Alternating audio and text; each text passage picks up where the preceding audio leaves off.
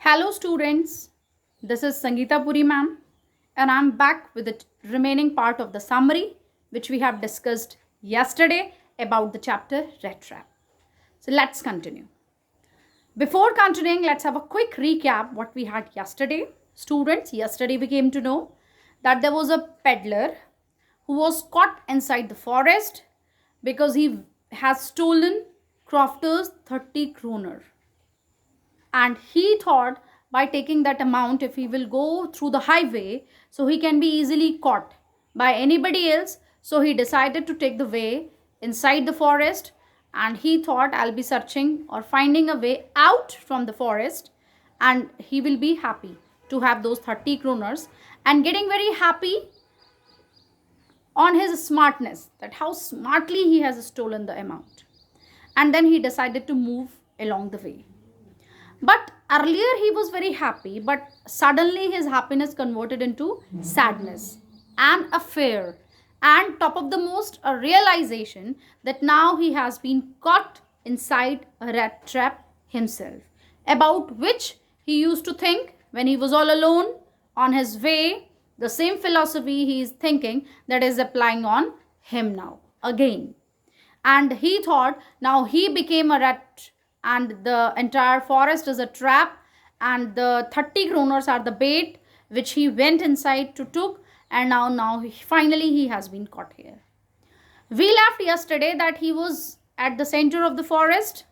Entire day he roamed, and he found that I'm just roaming at the same place again and again, but not finding the way out of that forest.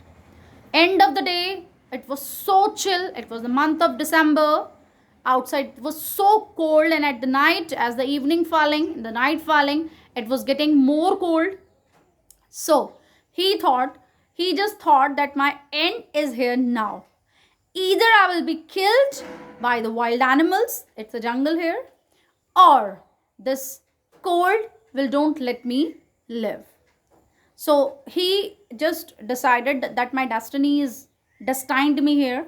I'm going to finish here. So he just have his both the hands, put the hands on mouth, and then he just keep his head down, and he would just thought now I'll be finishing, and he decided his fine is over.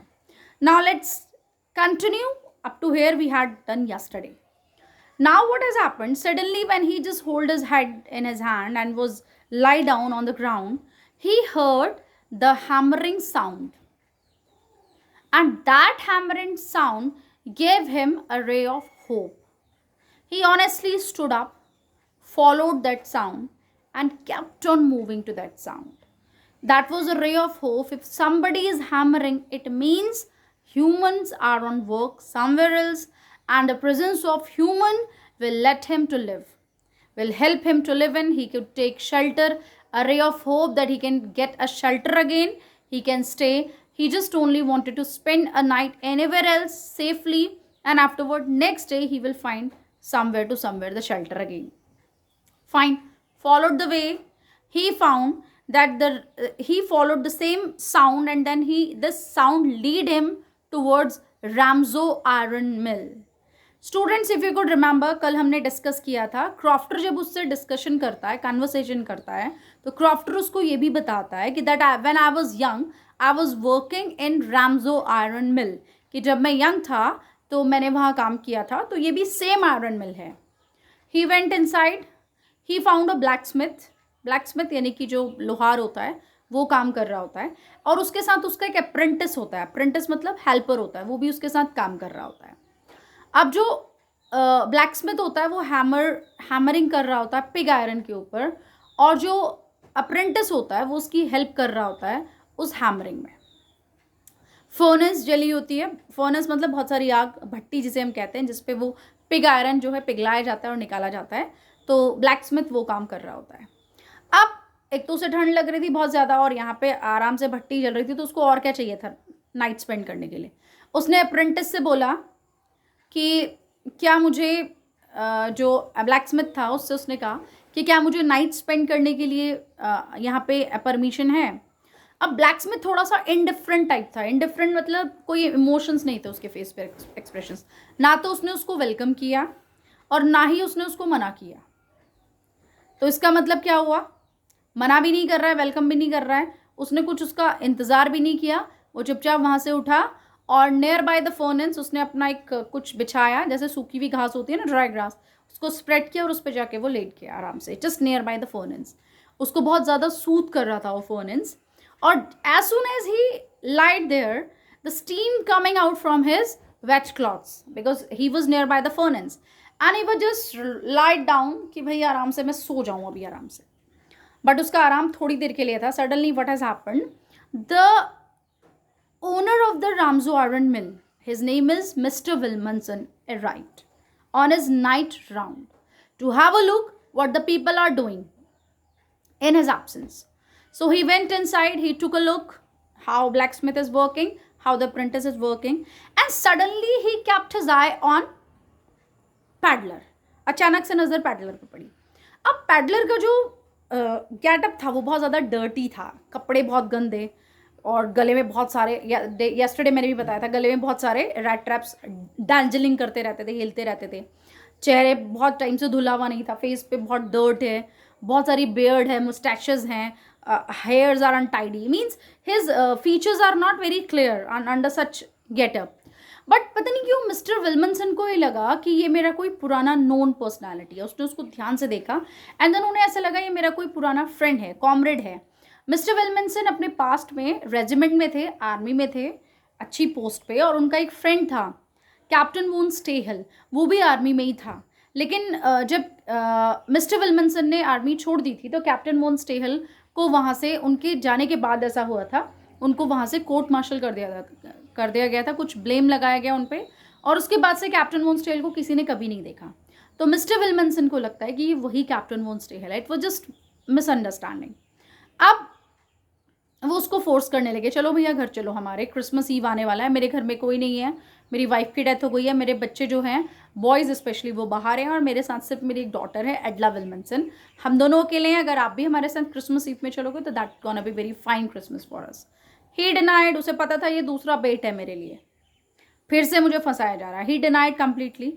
Mister विल्मनसन नहीं माने, जब बहुत जिद करने के बाद भी red trap नहीं माना तो मिस्टर विल्मनसन लेफ्ट। उसने कहा चलो बला टली, रात काटनी है यहाँ से और बस बात खत्म। सडनली व्हाट हैज़ हैपेंड, एक आधे घंटे बाद फिर एक गाड़ी आके रुकती है, उसमें से एक लड़की उतर के आती है and the girl is Adela Wilmanson, the daughter of mister Wilmanson. और वो कुछ नहीं सुनती है, इतने प्यार से रिक्वेस्ट करती है कि रेड ट्रैप सेलर मना ही नहीं कर पाता है, और वो उसके साथ चला जाता है। वहाँ जाके दोनों डाइनिंग टेबल पे वेट कर रहे होते हैं, डॉटर और फादर दोनों, और मिस्टर ये जो रेड ट्रैप होता है इसको नहलाने धुलाने के लिए बहुत सारे सर्वेंट्स लगा दिए जाते हैं। अब ये फाइनली क्लीन शेव वगैरह होके सब कुछ अच्छे कपड़े पहन पून के डाइनिंग टेबल पे पहुंचता है। सडनली इसको देखते मिस्टर विल्मनसन को गुस्सा आ जाता है। You are not captain von Stehl, and when yesterday I was telling you कि you are captain von Stehl, why didn't you say no? Why did you come? You are a cheater. You are this. You are that. Finally इतना कुछ उसको mister विल्मनसन सुनाते हैं, उसको गुस्सा आ जाता है और वो अपनी फिस्ट बना के जोर से डाइनिंग टेबल पे ऐसे रखता है। क्यों? Listen mister Wilmanson, it was not me who was willing to come on this Christmas Eve at your home. It was you. I didn't say that I'm Captain Moon Stahel. I didn't say that I'm your friend. It was you who forced me to be so. I said no, but you did not hear. Afterwards, your daughter took me here. It was not me. और फिर वो अपनी philosophy भी शुरू करते थे. Listen, Mr. Wilmanson, this entire world is a rat trap. We are the rats, and you are caught, and you called me here also to be caught. But one day this will happen, that will happen, everything else.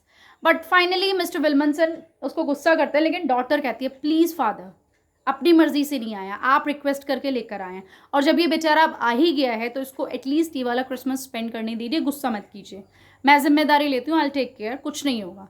But father bar bar daughter को सुनाते रहते हैं, लेकिन daughter rely करती है, it's okay, सब all okay. अब mister विल्मनसन तो गुस्सा होकर चली जाता है, लेकिन डॉटर उसका पूरा ध्यान रखती है। वहाँ पर रह के मज़े से ऐश हो जाते हैं पैडलर के। सिर्फ वो दो ही काम करता है, खाना और सोना। इतना अच्छा खाना उसे कभी नहीं मिला होता है, तो खाता ही रहता है, और जब उसका पेट भर जाता है तो दूसरा काम बहुत अच्छा सा होता है, सोना। क्योंकि अभी तक अपनी लाइफ में कभी भी वो आराम से कभी नहीं सोया था, हमेशा उसे डर रहता था कोई उसे पकड़ लेगा, कोई उसे मार देगा, कोई कुछ कर देगा। तो हमेशा वो अपनी एक आंख बंद करके ही सोता था, दूसरी आंख हमेशा खुली रखता था कि कोई खतरा आए तो वो उठ के खड़ा हो जाए। तो मतलब आराम से सुकून से सोना क्या होता है वो उसने यहीं फील किया। तो पूरे जब तक क्रिसमस ईव भी आई, क्रिसमस सेलिब्रेट किया, सब कुछ, बस वो 2 ही काम करता था, खाना, सोना, बहुत रिस्पेक्टफुली। फाइनली क्रिसमस के नेक्स्ट टाइम जब संडे आता है और मिस्टर विल्मनसन और उनकी डॉटर क्रिसमस चर्च जाते हैं, तो वहाँ पे ये तो सो रहा होता है घर पे, इसको डिस्टर्ब नहीं करते अपने गेस्ट को। वहाँ जाते हैं तो वहाँ लोग आपस में ना बातें कर रहे होते हैं। वहाँ पे वो क्रॉफ्टर भी आया होता है जिसके 30 क्रोनर चुराए होते हैं, और क्रॉफ्टर कहता है लोगों से, देखो ऐसे ऐसे करके मेरे घर में एक आदमी आया था, रैट ट्रैप सेलर था, चोर था, मैंने उसको रात को रहने को जगह दी, सब कुछ किया, and next day he has stolen my 30 kroner. देखो कैसा जमाना आ गया, ऑल दैट।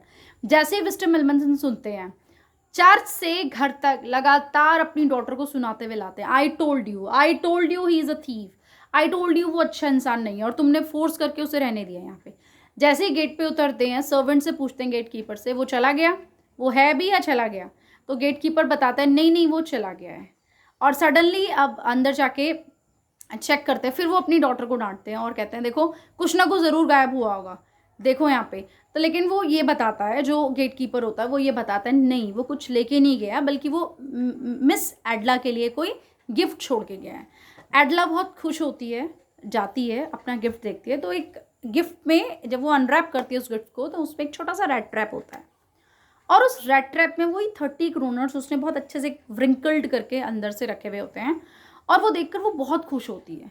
उसके साथ एक लेटर भी होता है, उस लेटर में लिखा होता है कि डियर मिस विल्मनसन, आपको पता था कि मैं एक रेड ट्रैप हूँ, चोरी हूँ, उसके बाद भी आपने मुझे एज ए कैप्टन रिस्पेक्ट दी, मुझे वैसे ही ट्रीट किया, पता होने के बाद भी मुझे आपने वैसे ही ट्रीट किया।